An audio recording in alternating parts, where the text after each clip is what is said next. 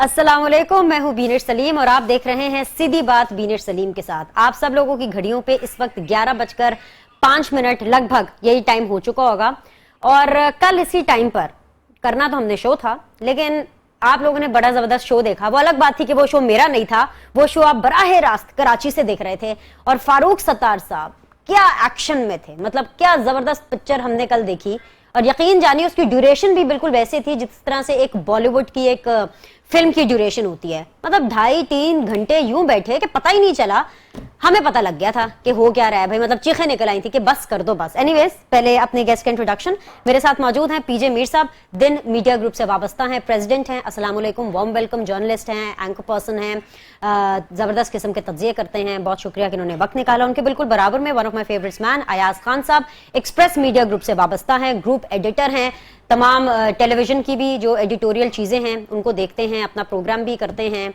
तो आज इनका प्रोग्राम नहीं है तो हमने बुला लिया कि भाई आ जाए। मतलब मैं बड़ी अपसेट हूँ, पिक्चर के ऊपर तज्जिया, सॉरी फारूक सत्तार साहब की प्रेस कॉन्फ्रेंस पर तज्जिया भी तो लेना है। सर बता दिया करें, जहां पे गलत जाऊं जबान फिसल जाती है। और उनके बिल्कुल बराबर में मेरे साथ मौजूद है once again one of my favourites Sajjad Mir साहब। किसी तारुफ के मोहताज नहीं है, पायनियर्स हैं जर्नलिज्म में भी। हम इनके कॉलम्स पढ़ते हैं, बहुत कुछ सीखते हैं और पॉलिटिक्स और जमहूरियत का वो जो खूबसूरत एक इम्तिजाज है वो मेरे ख्याल से हम इन्हीं के कॉलम्स पढ़ कर सीखते चले आए हैं। तो one of my mentor Sajjad Mir साहब, आपका भी बहुत बहुत शुक्रिया ज्वाइन करने के लिए। इससे पहले कि बाकायदा तौर पर मैं फ्लोर को ओपन करूं आप सब लोगों को, क्योंकि मेरी यादाश्त बिल्कुल ठीक है और जब से मैं 1 महीने की ब्रेक के बाद वापस आई हूं मेरी यादाश्त और तेज हो गई है। लेकिन आप लोग क्योंकि बहुत से कामों में पड़े रहते हैं तो क्विकली आप लोग को बता दूं कि कल जो 3-4 घंटे का हम लोगों ने शो देखा, एक इमोशनल फिल्म देखी, उसमें क्या कुछ नहीं हुआ। पहले फारूक सत्तार साहब ने यह कहा कि उनका इत्तेहाद जो है पीएसपी के साथ वो खत्म हो चुका है। गुस्से में थे बहुत ज्यादा। उन्होंने अपनी पूरी हिस्ट्री बताई, पूरे 38 ईयर्स की पूरी बताया कि उन्होंने किस किस से पैसे लिए, किससे पैसे नहीं लिए, कितनी कसम पुरसी के आलम में जो है वो अपनी जिंदगी गुजारते रहे, लेकिन सियासत करते रहे। Point to be noted, you have to read this thing between the lines. जब आपने उनकी प्रेस कॉन्फ्रेंस सुनी और फिर साथ ही साथ उन्होंने ये भी कहा कि वो सियासत ही छोड़ रहे हैं, मतलब इतने डिप्रेस हो गए कि पहले यही बताते रहे हमें 1-1.5 घंटा कि उन्होंने सियासत के लिए क्या कुछ किया है और फिर आखिरी 3-4 मिनट में हमें ये बता गए कि जो इतने डिप्रेस हो गए हैं कि वो सियासत ही छोड़ गए हैं। और फिर हमें पता चलता है कि आफ्टर 30-35 मिनट्स की ब्रेक के बाद, after a change over of address, एक क्विक नैप के बाद वो वापस आते हैं और हमें बताते हैं कि नहीं, मतलब अम्मी ने समझाया है कि ऐसे नहीं करना बेटा। तो अपनी माँ के लिए तो सब बच्चे ही होते हैं। अम्मी ने समझाया, फारूक बच्चे ऐसे नहीं करना, और फारूक सत्तार सब मान गए। So it was a rebirth of a भाई इन अ ट्रू सेंस में। मतलब फारूक सत्तार साहब जो हैं फारूक भाई के मर्तबे पर बराजमान हुए हैं कि नहीं हुए, मेरे पैनलिस्ट मुझे बताएंगे। आपको पता है मैं इतनी दूर तक नहीं देख सकती, कराची के हालात तक तो मैं बिल्कुल नहीं देख सकती। पीजे मीर साहब, जो कल हमने पूरी सिचुएशन देखी, दोस्ती हुई फिर दुश्मनी हुई या फिर दोस्ती खत्म हो गई, अगर मैं ये कहूं दोस्ती किसी के कहने पर की गई थी या फिर जो दोस्ती खत्म हुई वो किसी के कहने पर की गई है। देखें, ये जो आपने कल सीन देखा है ये एक सीरियल है। एमक्यूएम, वेदर पीएसपी हो, वेदर ये एमक्यूएम हो या इनके फ्रेगमेंटेशन हो, ये सब यू टर्न करने के मास्टर्स हैं। इनको मैंने बड़े क्लोज क्वार्टर से देखा है ड्यूरिंग द प्रीवियस रिजीम्स कि हमेशा इन्होंने एक थ्रेट किया, फिर उसके बाद यू टर्न मारा है and then again back into the coalition. अब ये जो कल जो हुआ है ये एक इनएविटेबल प्रोसेस है जो कि होना ही होना है। ये आज ठीक है इनकी डिसएग्रीमेंट हो गई है, ये कल दोबारा इकट्ठे होंगे, मैं आपको बता रहा हूं, क्योंकि आगे इलेक्शंस आ रहे हैं। Individually they don't stand a chance, individually they are nobodies, collectively क्योंकि इनका जो ग्रास रूट का जो वर्कर है वो एक ही है। इलेक्शन अलायंस का तो बोला ना, देखिए जी, तो यही था ना, स्लो क्लैप्स, कल डिसएग्रीमेंट हो गया, इलेक्शन अलायंस का फिर भी बोल के गए, कल डिसएग्रीमेंट हो गया, ठीक है, वो हो जाते हैं, ऐसी कोई बड़ी बात नहीं है। क्योंकि आपने देखना है कि ग्रास रूट पे वर्कर जो है, वर्कर एक है जिसको आपने बिल्कुल फ्रैक्चर कर दिया हुआ है, एक इधर चला गया, एक इधर चला गया। The original MQM is of course doctor Farooq Sattar, the rebel as you say is the PSP. PSP एक नया group, all of a sudden it has turn out, come out of the woodworms. अब द क्वेश्चन अराइजेस कि ये जो कल आपने देखा है, मेरी नजर में ये एक फिल्म है, मेरी नजर में ये आगे जाएगा, ये डेवलपिंग स्टोरी है। एंड इस स्टोरी को आप ये ना करें कि राइट ऑफ कर दे, लड़ाई हो गई, खत्म हो गया। अब फारूक सत्तार अगर इतने ही पक्के थे मैं छोड़ दूं पॉलिटिक्स, बस छोड़ो ना, फिर क्यों नहीं किया? पहले भी आप यही करते रहे हो सारे, गवर्नमेंट को जो भी गवर्नमेंट आई है भी तो यही करते रहे ना, यही करते रहे। मैंने प्राइम मिनिस्टर हाउस के अंदर बैठ के देखा है, I have seen it in front of the prime minister, क्या क्या conversation, I can not narrate. Picture अभी बाकी है मेरे दोस्त, पिक्चर बड़ी बाकी है, ये डेवलपिंग स्टोरी है। ये अयाज खान साहब, इज दैट सो सिंपल कि जी किसी ने कहा दोस्ती कर लें, या खुद दिल में आया दोस्ती कर ली, और फिर किसी ने कहा कि दोस्ती खत्म कर दो, या खुद से दिल में आया कि जी दोस्ती खत्म कर दो। आई मीन मुद्दा तो वही है ना कि who is the leader. So has Farooq Sattar evolved as a leader after the entire fiasco जो हमने अपनी टेलीविजन स्क्रीन पर कल देखा? ये 2 दिन बड़ा जबरदस्त ड्रामा हुआ। जब जॉइंट प्रेस कॉन्फ्रेंस हो रही थी इन लोगों की, वहां आपने देखा पहले कारकुन आमने सामने थे, उनको बड़ी मुश्किल कंट्रोल किया जाता है। उसके बाद वो शुरू होती है, फारूक सत्तार भाई बोलते हैं, उसके बाद फिर डोमिनेट कर जाते हैं मुस्तफा कमाल। जब माइक उनके हाथ में आता है और फिर ऐसे लगता है कि फारूक सत्तार सब बड़े मुझे अपसेट लगे कि ये क्या हो गया, मुस्तफा कमाल किस तरह की बातें कर रहे हैं। उसके बाद फिर नेक्स्ट डे एक और ड्रामा शुरू हो जाता है। वो मैं देख रहा था कल काशिफ के साथ, उससे पहले मुस्तफा कमाल का इंटरव्यू चल रहा था। बिल्कुल। फिर वो राब्ता कमेटी का इजलास शुरू हो गया और उसके बाद इजलास से एज एक्सपेक्टेड मैं तो ये एक्सपेक्ट कर रहा था कि यही आएगा जो उसमें से आया था, और फिर फारूक सत्तार साहब नाराज होकर घर बैठ गए। हुआ ये कि परसों का शो डोमिनेट कर गए मुस्तफा कमाल।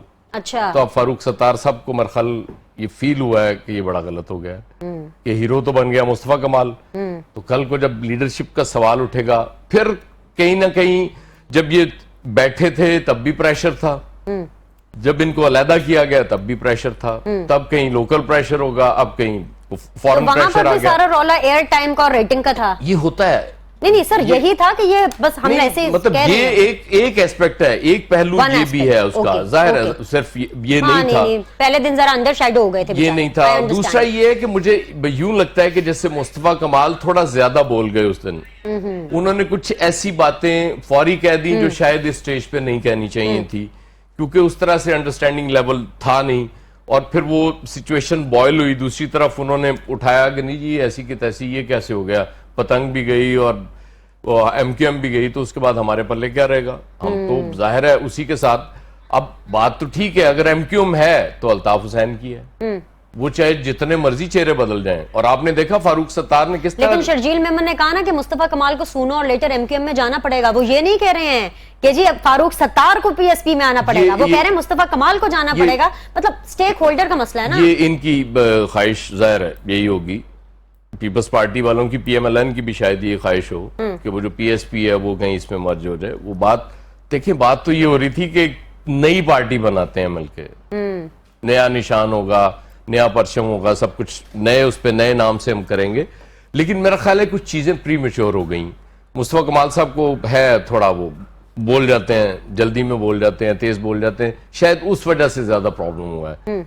जिसके बाद हमने नेक्स्ट एक्ट देखा ड्रामे का। अभी 2 एक्ट्स देखे हमने। नॉर्मली वो स्टेज प्ले 3 एक्ट्स के हुआ करते थे मेरे ख्याल, तो अभी 2 एक्ट्स देखे। अब देखें तीसरे एक्ट में क्या निकलता है। पैदा एक ही बदन से हुए, पैदा एमक्यूएम से ही हुए। Yes, the mother organization. Mother organization and the school of thought is same also. Of course, मैं अभी भी कहता हूं, I always maintained that this is Altaf Hussain's party, it will remain so, because that's his vote bank and none of these people's vote bank. Sajjad Mir साहब, सियासतदान अपनी सियासत कर रहे हैं अरूज पर। कराची के डायनामिक्स, हमें हमेशा ये कहा जाता है और आप जैसे सीनियर्स हमें बताते हैं कि कराची के डायनामिक्स बहुत मुख्तलिफ हैं, लेकिन डायनामिक्स जितने भी चाहे मुख्तलिफ हों, वोट तो वहां भी इंसान ही करते हैं ना। वोट तो वहां भी कराची की आवामी करती है ना। चाहे आप उसको उर्दू स्पीकिंग के ब्रैकेट में डाल दें, चाहे आप उनको महाजिर के ब्रैकेट में डाल दें, ब्रैकेट कोई भी हो, लेकिन at the end of the day vote वहां पर भी आवाम ही कर रही है। कल अवाम ने जो एक इमेज बनाया फारूक सत्तार का, और फिर उस इमेज को खत्म किया और एक नया इमेज बनाया, और जो एक इमेज मुस्तफा कमाल का बना हुआ था, मतलब अवाम क्या सोच रही है? मैं आपसे अवाम की नब्ज जानना चाहती हूँ कि अवाम ने ये नहीं महसूस किया कि उनके साथ तो खिलवाड़ हो गया? ये क्या पिक्चर चल रही है? क्या अवाम को ट्रक की बत्ती के पीछे लगाया हुआ है? असल बात यह है कि जी कराची के मामला जो है वो मसनूई तौर पर चलाए जा रहे हैं। अब भी प्लान मसनूई तौर पर है। 85-84 से यही काम चल रहा है। आपने कराची से एमक्यूएम को लिया, सिंध से एंटी पीपल्स पार्टी सिंधी ले लिया, हुकूमत बन गई। आपने इंटीरियर से पीपल्स पार्टी को लिया, अगर उसको आगे करना है कराची से एमक्यूएम के कुछ मुखालिफ इकट्ठे किए और पार्टी बना दी। देखिए ये प्रोसेस जो शुरू हुआ है 246 के बाद, इलेक्शन के बाद, वो एक फेलियर की तरफ जा रहा है। एमक्यूएम के साथ पहले तो उन्होंने जो इसकी पार्टी बनाई थी, पीएसपी जो भी नाम है उसका, ये पार्टी बनाई थी, ये बहुत मसनूई तरीके से बनाई गई थी। ख्याल था कि एमक्यूएम को अलग करने के बाद इनको इकट्ठा किया जाएगा। ख्याल था कि इसकी क़यादत कहीं बाहर चलाई जाएगी।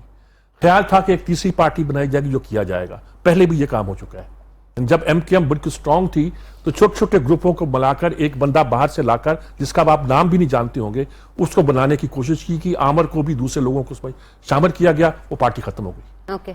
इस वक्त सूरत हाल ये है कि एक नई आईजीआई कराची के लेवल पर बनाने की कोशिश की जा रही है।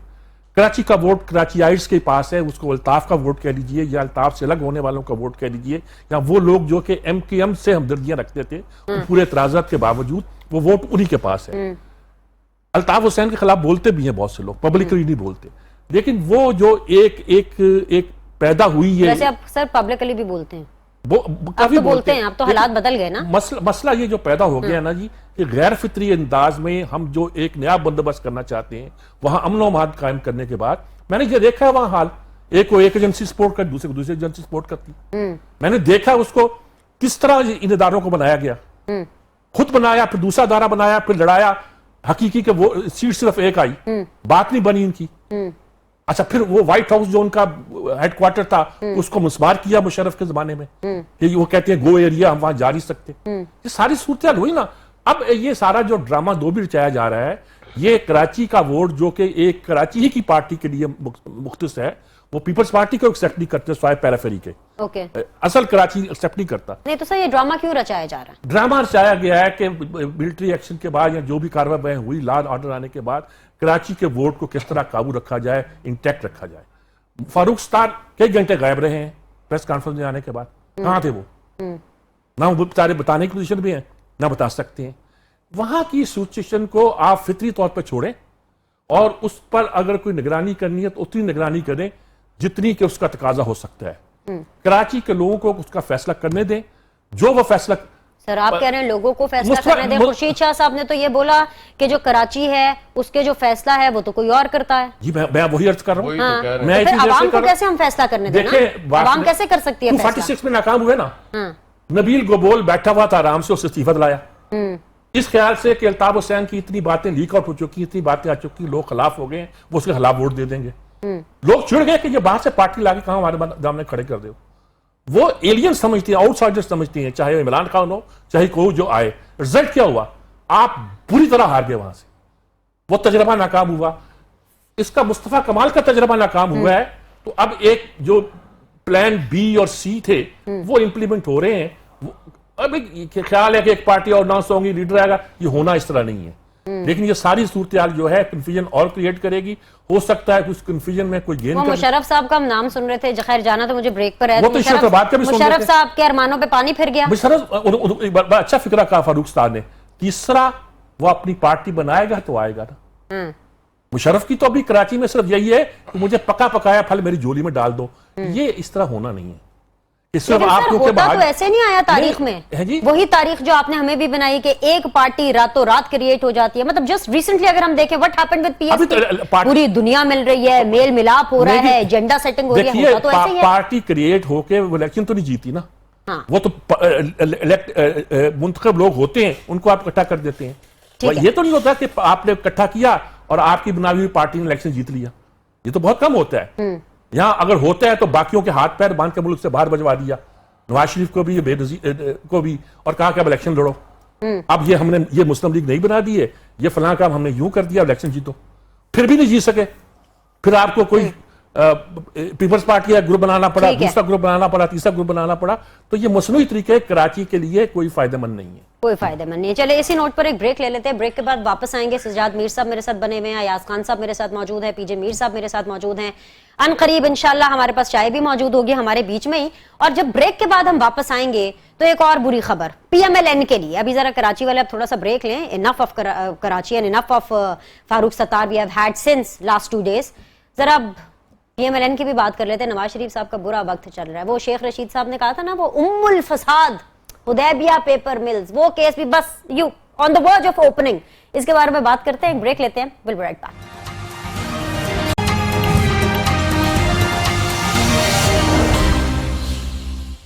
ब्रेक के बाद एक दफा फिर से आप लोग को खुशामदीद कहते हैं। एक दफा फिर से जरा पोस्टमार्टम करते हैं पाकिस्तान की पॉलिटिक्स का, गर्मा गर्म चाय और कॉफी के साथ। इसलिए क्योंकि स्मॉग है, मौसम जो है कुछ इतना अच्छा नहीं जा रहा है, and it's taking effect on health.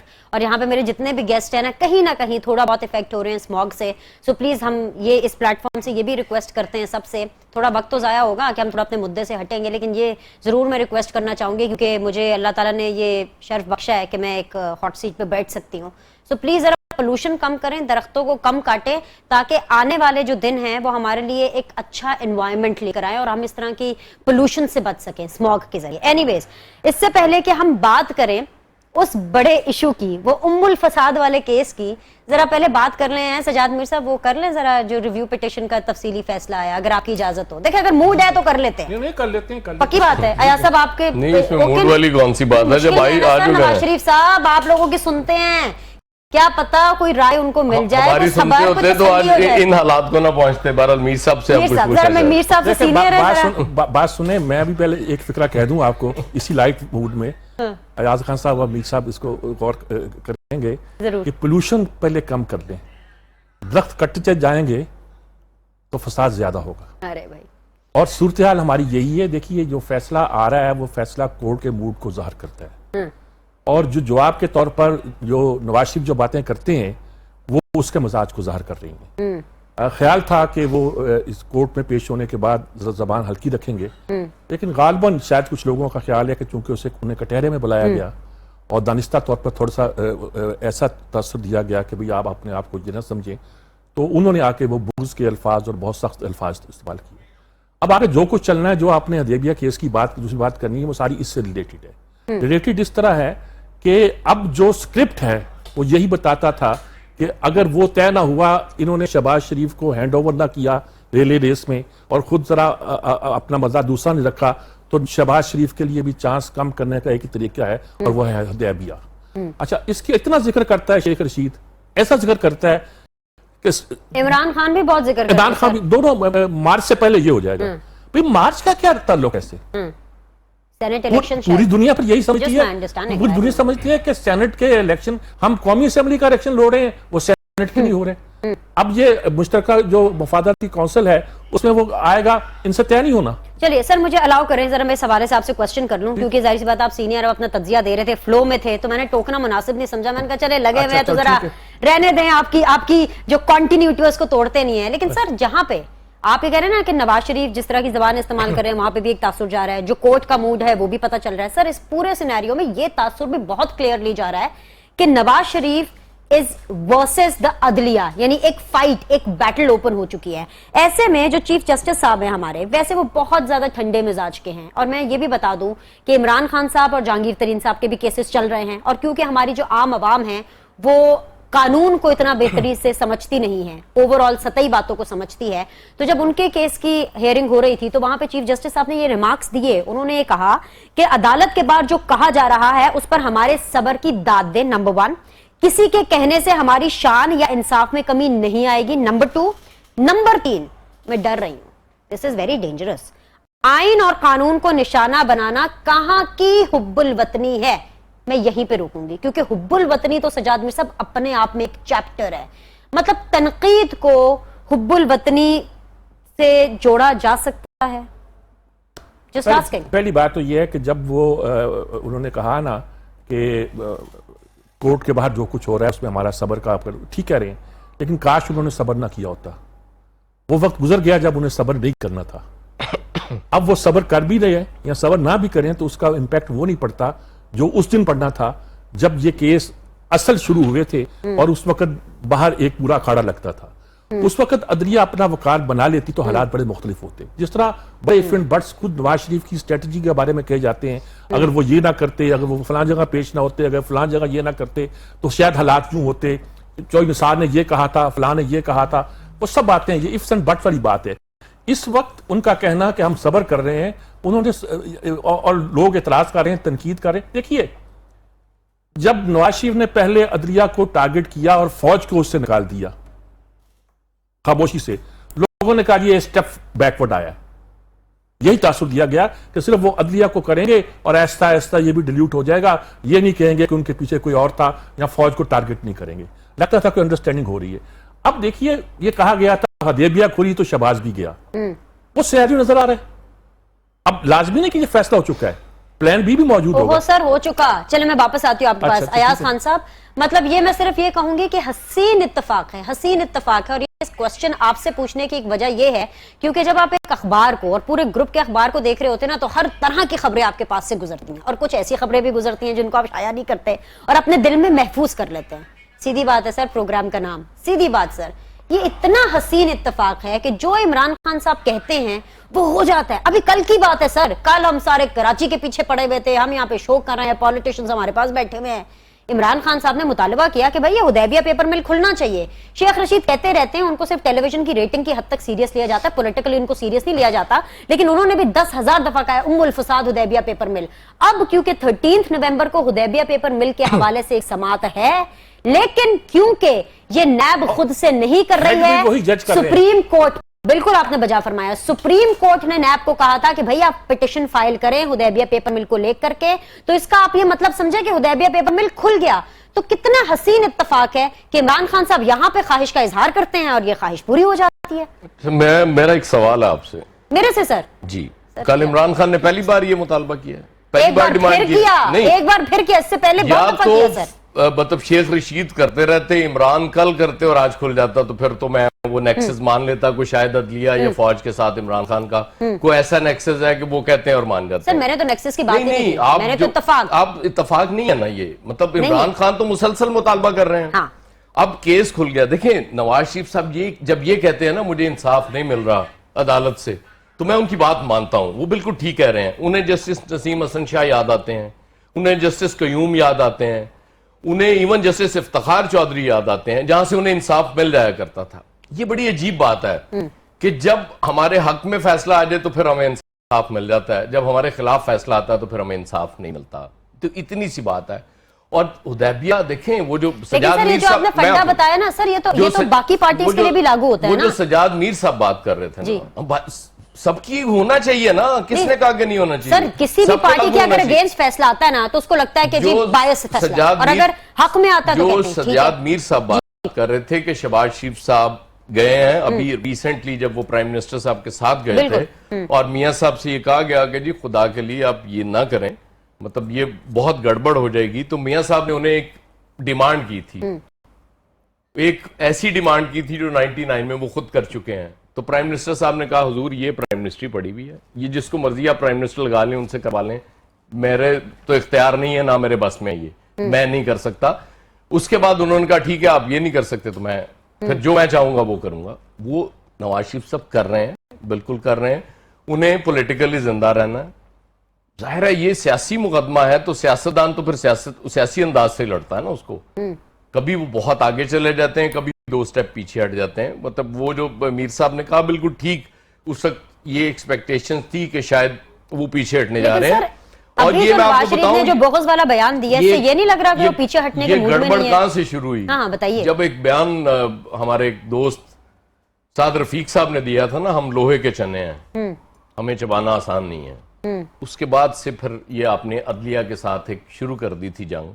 Sir ये तो अगलों के दांत ज्यादा मजबूत निकले हैं कि लोहे के चने भी चबा गए। एक फिक्र करना चाहता हूँ, इस पूरी जंग में चाहे अदलिया को नुकसान पहुंचे, चाहे नवाज शरीफ को पहुंचे, हालांकि अदलिया को तो बिल्कुल नहीं पहुंचना चाहिए, लेकिन बात यह है कि इसका बात का ख्याल रहे कि मुल्क को नहीं पहुंचना चाहिए।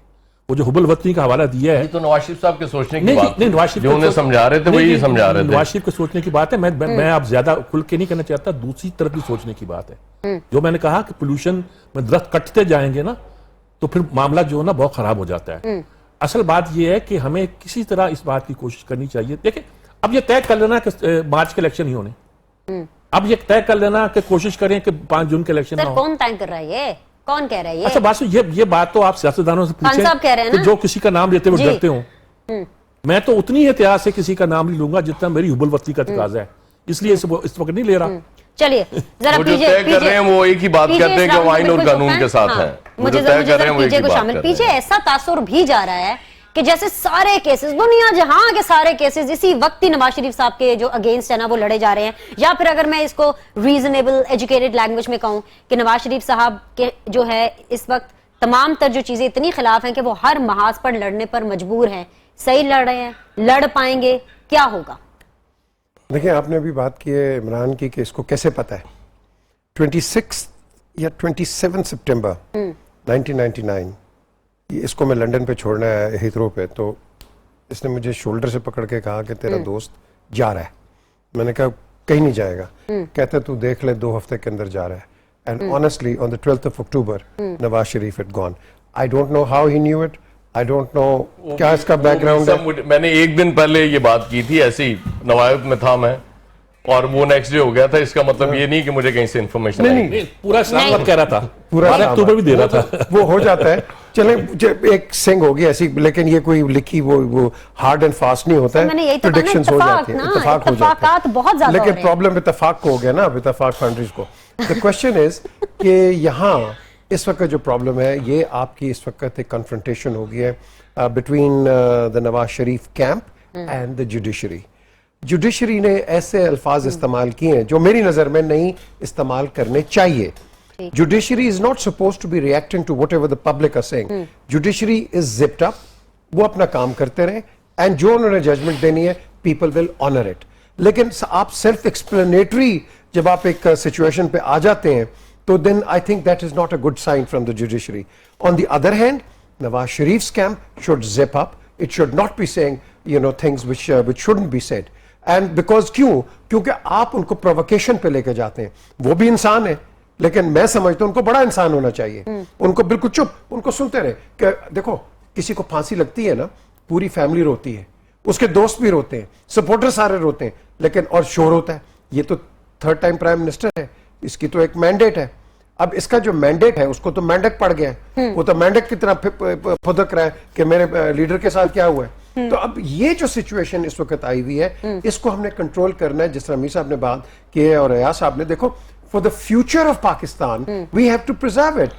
अल्लाह इस मुल्क को बहुत नवाज शरीफ देगा, अल्लाह इस मुल्क को बहुत बेनजीर एंड कायद-ए-आज़म देगा, but the question is, are we ready to destroy our institutions?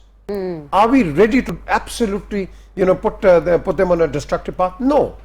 Nobody is indispensable.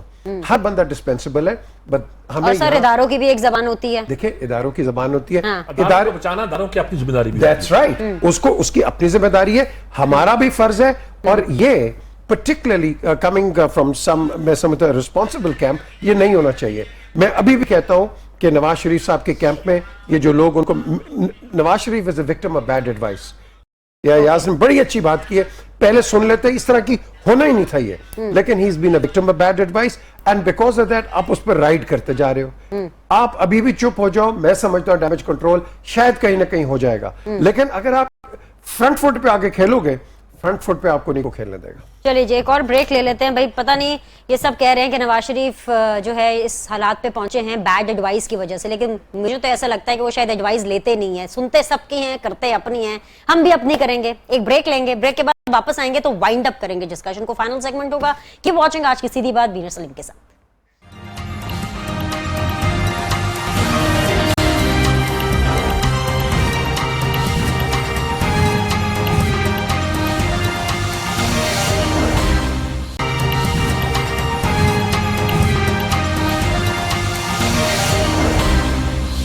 Welcome back जी। फाइनल राउंड ऑफ डिस्कशन है। सजाद मीर साहब, प्री पोल इलेक्शंस की गूंज इतनी ज्यादा है और इसकी फरमाइश भी करने वाले the most popular leader Imran Khan हैं, लेकिन अभी रिसेंटली जब नवाज और शहबाज की मुलाकात होती है तो खास तौर पर एक बयान दागा जाता है कि ये निकम्मे लोगों का ये ख्वाहिश है, ये निकम्मे लोगों की डिमांड है कि कबल अज वक्त इंतखाबात हों। अब इमरान खान कह रहे हैं कि जी इकोनॉमी आपकी कहां जा रही है, मुल्क के हालात देखो कहां जा रहे हैं, भाई इलेक्शन कराओ, फटाफट इलेक्शन कराओ, मेरी तरफ से तो चाहे आज करा लो चाहे कल करा लो। आई मीन, क्या प्री पोल इलेक्शन होने से मुल्क के हालात बेहतर हो जाएंगे? अर्ली इलेक्शंस होने से बेहतर हो जाएंगे हालात? बात सुने, अर्ली इलेक्शन जो है अब दिन कितने रह गए हैं, और ये बात इमरान खान को भी मौजूद है, मालूम है कि अर्ली इलेक्शन टेक्निकली पॉसिबल ही नहीं है। जो बहस चली हुई है, आप मुश्तरका मफादात कौंसिल आपने बता रखी है, मुझे लगता नहीं कि वहां फैसला हो, और जहां फैसला होगा तो हो सकता है आपको फिर सुप्रीम कोर्ट में जाना पड़े। इस पूरे प्रोसेस में इलेक्शन तो जून में होते मुश्किल दिखाई देते हैं, फिर आप अर्ली इलेक्शन की डिमांड क्यों कर रहे हैं? अच्छा, आपकी नीयत क्या है फिर? देखो ना, सोचने वाला सोचता है जब अर्ली इलेक्शन की डिमांड करने के बाद आप चाहते क्या हैं, यानी क्या सूरत पैदा करना चाहते हैं इस मुल्क में कि एक इंटरिम गवर्नमेंट बने जो प्रोलॉन्ग करे। मिसाल के तौर पर जहां आपके जो मार्च में सेनेट के इलेक्शन होने हैं वो ना हो पाए, यानी कोई ऐसी बात कि अर्ली इलेक्शन के बाद इकोनॉमी मुल्क की क्या इसलिए खराब हुई है कि इनकी पॉलिसी, जितनी हुकूमतें जाती हैं, आखिर मुशर्रफ के जमाने में आखिरी रोना ये था, हर पीपल्स पार्टी के जमाने में आखिरी रोना ये था। इनका कहना है कि हमारी इकोनॉमी बिल्कुल ठीक जा रही थी और अब भी जा रही है, हमने पावर प्रॉब्लम तकरीबन सॉल्व कर दी है, हमने इंफ्रास्ट्रक्चर बिल्ड किया है, चाहे सीपैक के तहत किया हो या किसी के तहत किया है, हमने और भी इन्वेस्टमेंट जो है, हमारे यहाँ स्टॉक एक्सचेंज 50 से क्रॉस कर गया था, और ये कि अगर मामला ठीक हो तो अब भी इन्वेस्टमेंट हमारी बाहर से खासी आ सकती है। तो इनका अपना एक तरह का बयानिया है, और वो समझते हैं कि अगर हमें अलाउ किया गया तो इलेक्शन जब आएंगे हम बहुत सी चीजें थी वो खड़ी कर चुके होंगे। हमारा बिजली का प्रॉब्लम ये हो चुका होगा, हमारी रोड नेटवर्क में ये इजाफा हो जाएगा, हमारी इन्वेस्टमेंट फलां भी आ जाएगी, ये भी आ जाएगी। शायद अगर कोर्ट ने देखा ना हालत क्या है, आप ऑरेंज लाइन के अगर खिलाफ हैं, अदालत ने फैसला खिलाफ करना है तो वक्त पे कर दिया होता। 1 साल से लटका हुआ है। अरे भाई उसमें क्या टेक्निकल चीजें आप ढूंढ रहे हैं, फैसला करो ताकि अगर उन्होंने कोई चेंजेस करनी पड़े तो चेंजेस करें। क्या इसका मकसद असर ये नहीं पड़ता कि अगर फैसला डिले होगा तो इस प्रोजेक्ट को मुकम्मल नहीं कर पाएंगे? सही, ये सारी बातें हैं जो गौर तलब है। यानी कायनात की कायनात शरीफ बरादरान के खिलाफ है। सजाद मीर साहब आपका फाइनल उस पर मैं डिफर नहीं कर रहा। ठीक है। अयाज खान साहब, वैसे तो देखा जाए हमारे पॉलिटिशियंस मर्दमशुमारी के मुताबिक हल्का बंदियां तो करा नहीं पा रहे। ये मामला भी सुप्रीम कोर्ट के सर डाल दिया जाएगा कि क्या हल्का बंदियां करानी है, इलेक्शंस किस तरह से होने हैं 2018 वाले, और बातें आप इनसे करवा लें कि क्या होगा अर्ली इलेक्शंस करा के। क्या करवाना चाहते हैं इमरान खान साहब बार बार ये मुतालबा करके कि जी फौरन इलेक्शन कराओ? बेकरार हो रहे हैं वजारत उस्मा पर बैठने के लिए। इमरान बिल्कुल ठीक पहुंची हैं, अब वो वाकई बड़े बेकरार हो रहे हैं क्योंकि अब हालत ये है कि इमरान के जलसों में क्राउड भी ज्यादा आना शुरू हो गया। शेयर पढ़ने के चाहता जिसमें करार आ गया की बात हो क्राउड फिर से बहुत ज्यादा आना शुरू हो गया, तो इमरान खान को लगता है कि मतलब यही टाइम है कि इलेक्शन हो जाएं और मैं प्राइम मिनिस्टर बन जाऊंगा। तो मुझे ऐसे लगता है कि या अर्ली इलेक्शंस होंगे या डिलेड इलेक्शंस होंगे, टाइम पे इलेक्शंस नहीं होंगे। और सजाद मीर साहब ने बड़ा अच्छा इशारा किया है कि जो भी होगा अब फैसला सुप्रीम कोर्ट में होगा। उसकी वजह ये कि आप देखें पीपल्स पार्टी भी बड़ा खेल रही है इस वक्त पीएमएलएन के साथ। वो कहीं मेमोगेट का शायद बदला भी ले रहे हैं जरदारी साहब कि जजों और जर्नलों की उन्होंने वो पेश की थी कि इनका भी होना चाहिए एहतसाब, और फिर खुद ही पीपल्स पार्टी ने वापस भी ले ली। exactly. और अब वो उस पर इत्तफाक राय भी नहीं हो रहा। मुश्तरका मफादात काउंसिल में जाएगा तो जाहिर है वहां भी नहीं हो सकेगा। और रही बात अदालतों की, जाहिर है हमारी अदालतों का ये मसला तो है। शहबाज शरीफ साहब पिछले पूरे 5 साल स्टे पे निकाल गए, फैसला नहीं आया। साद रफीक साहब का वो भी स्टे पे है, फैसला नहीं आ रहा। तो अदालतों को फैसले जल्दी करने चाहिए। चलिए, बहुत शुक्रिया आपके फाइनल कमेंट के लिए। पीजे मीर साहब, वैसे तो देखा जाए हमारी असेंबली की एक्सपायरी डेट्स भी आ गई। 31 मई से इनकी धीरे धीरे एक्सपायरेशन शुरू हो जाएगी। एक असेंबली एक्सपायर होगी, दूसरी असेंबली एक्सपायर होगी। फिर भी अयाज खान साहब या इन जैसे लोग ये समझते हैं कि अगर अर्ली इलेक्शन हो जाएंगे तो वो बेहतर होगा। सजाद मीर साहब जैसे लोग ये समझते हैं कि सुप्रीम कोर्ट में इसका फैसला होगा, जो भी होना है। आप क्या समझते हैं? देखिए, कोई भी गवर्नमेंट हो पूरी दुनिया के अंदर कहीं भी, वो हमेशा इलेक्शंस होल्ड करते हैं जबकि एक अपर पे होते हैं। डाउनर पे कोई इलेक्शंस होल्ड नहीं करता, ना वो अफोर्ड कर सकते हैं। हालांकि हमारे इस मुल्क के अंदर जो भी गवर्नमेंट में होता है उसकी मैकेनिज्म, मशीनरी सब यूज होती है उसके अंदर, which is again wrong thing, it shouldn't be done. लेकिन स्टिल इलेक्शंस एक गवर्नमेंट होल्ड करती है जब उसका एक आप कह लो उसकी रेटिंग टॉप पे जा रही होती है। इस वक्त आपकी रेटिंग टॉप पे नहीं है। इस वक्त आप एक बड़े तसादुम में फंसे हुए हैं। आपका नवाज शरीफ का ये ट्रायल चल रहा है, ये जो उसका कोर्ट केस है। लेकिन इस सारे आप कह लो कि सिचुएशन के अंदर Nawaz Sharif is not on trial at all. It is the supreme court which is in the dock. Let me tell you that now. It is the supreme court which is actually in the dock, because इतना बड़ा charge लगा के इसने ये कहा ये back foot पे हो सकता है, ये नहीं हो सकता। ये जो अब इधर की थेरीज निकली है, एनालिसिस हो रहे हैं कि ये हो रहा है, वो हो रहा है, आई थिंक ये नहीं होगा। लेकिन ये जो गवर्नमेंट है ये पूरी कोशिश करेगी कि इसके जो प्रोजेक्ट्स हैं वो इंप्लीमेंट हो जाए, लोगों का दोबारा इनके अंदर कॉन्फिडेंस आ जाए। Because right now you are running this country without a finance minister, there is no finance minister in the country. और इस वक्त आप जो हमारे करंट प्राइम मिनिस्टर हैं शायद खाकान अब्बासी साहब, instead of him coming out on their own, programme का वक्त खत्म हो गया।